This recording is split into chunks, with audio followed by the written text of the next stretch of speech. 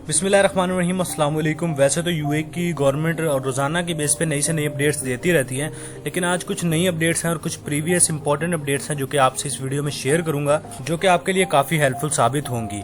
सबसे पहले आपसे शेयर करता हूं एमिरेट्स एयरलाइन की एक अपडेट थी जो कि प्रीवियस थी और इम्पोर्टेंट थी। काफी दोस्तों को वो नहीं पता, जिनको नहीं पता उनसे शेयर करता चलूं कि एमिरेट्स एयरलाइन ने ऐलान किया था कि यूएई नहीं बल्कि किसी भी कंट्री में अगर आप यूएई की एमिरेट्स फ्लाइट्स जो है एमिरेट्स एयरलाइन है उसके जरिए आप किसी भी कंट्री जाते हैं, तो अगर आपका खुदा ना खास्ता कोरोना टेस्ट का पॉजिटिव आ जाता है, टेस्ट जो है वो आप में कोरोना की तस्दीक हो जाती है, तो जितने भी अखराजात होंगे वो एमिरेट्स एयरलाइन ही अदा करेगी।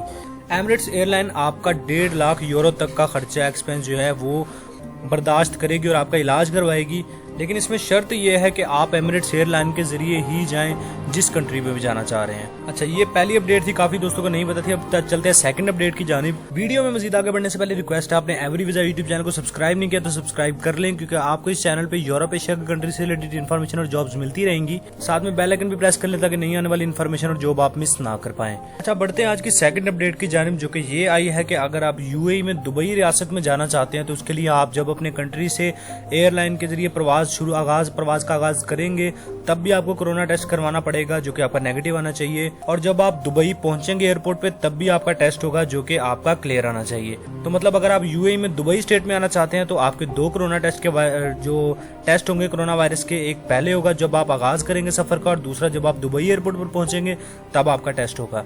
अगर आप यूएई में दुबई के अलावा किसी स्टेट में जाते हैं, अबू धाबी, शारजा या किसी और स्टेट में, तो फिर आपका सिर्फ एक ही कोरोना टेस्ट होगा जो कि आपका आगाज जब आप करेंगे आगाज अपनी प्रवास का तभी आपका होगा। अच्छा, इसके अलावा थर्ड अपडेट की जानिब बढ़ते हैं। अच्छा, अब बातें हैं उस अपडेट की जानिब जो कि मोस्ट इंपोर्टेंट है, वीजा कैंसिल से रिलेटेड।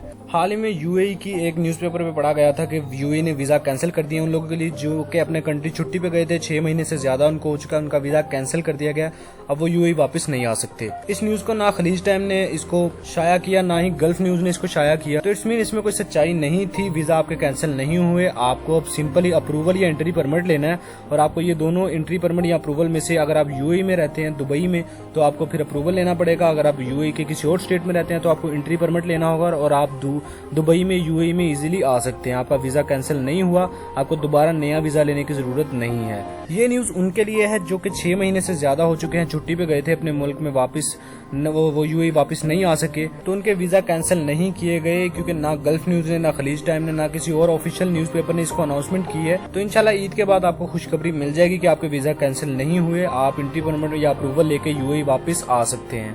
इसके अलावा बात कर लेते हैं टूरिस्ट विजिट वीजा की, तो वो 1 अगस्त से शुरू हो रहे हैं। सैयद जुल्फी बुखारी जो है उनके मुताबिक 1 अगस्त से यूएई गवर्नमेंट पाकिस्तानियों के लिए विजिट टूरिस्ट वीजा शुरू कर देगी। तो ये कुछ पुरानी न्यू अपडेट थी जो कि आप तक पहुंचानी जरूरी थी। तो वीडियो अच्छी लगी है तो लाइक करें, कमेंट शेयर करके चैनल भी सब्सक्राइब कर लें। आपको इस चैनल पे यूरोप एशिया की कंट्री से रिलेटेड इन्फॉर्मेशन और जॉब मिलती रहेंगी। बेल आइकन भी प्रेस कर लें ताकि नई आने वाली इन्फॉर्मेशन और जॉब आप मिस ना कर पाएं। मिलते हैं नेक्स्ट वीडियो में, तब तक के लिए दीजिए इजाजत। अल्लाह हाफिज।